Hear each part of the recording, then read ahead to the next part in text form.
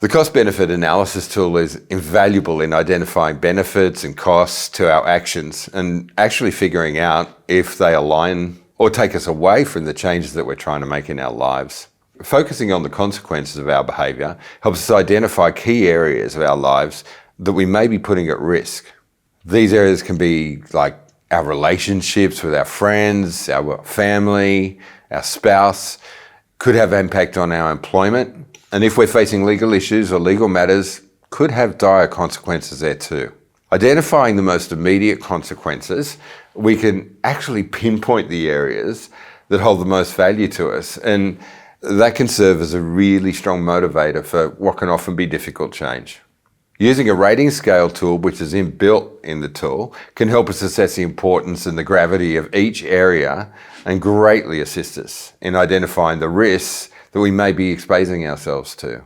Reflecting on the consequences of making change in our life can be really confronting, but it's one that is nonetheless very, very powerful. Understanding these impacts and the significance of the consequences can help to motivate us to steer clear of these behaviours as we strive, for more overall positive change. In essence, the cost-benefit analysis tool not only helps us to identify the pros and cons of our actions, but it also serves as a tool for honest self-reflection and motivation.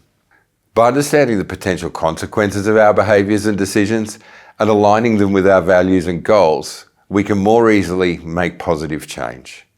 It's also really important to understand the main benefits and reasons behind engaging in change and certain behaviours. It's important to reflect on the when and the why that we return to these types of behaviours. Is it in times when we're feeling lonely, or is it in times of great stress in the workplace? Is it times of social anxiety when we're out with our friends?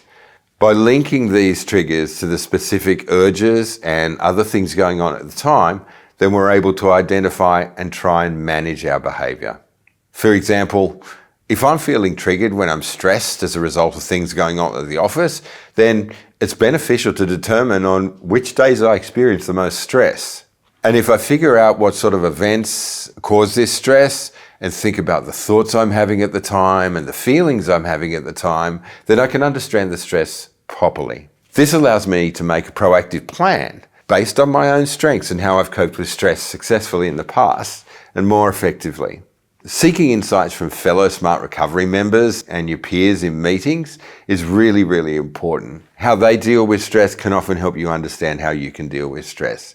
It can provide valuable insights, really.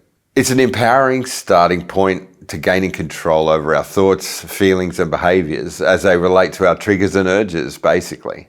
And it also helps us understand exactly why we turn to these damaging behaviours in the first place. By taking small steps, disrupting these patterns and thoughts, we can gradually improve our ability to self-manage our behaviour. We can navigate the challenges more effectively, and we can effect positive behavioural control and become a little bit more and more in control every day, day after day.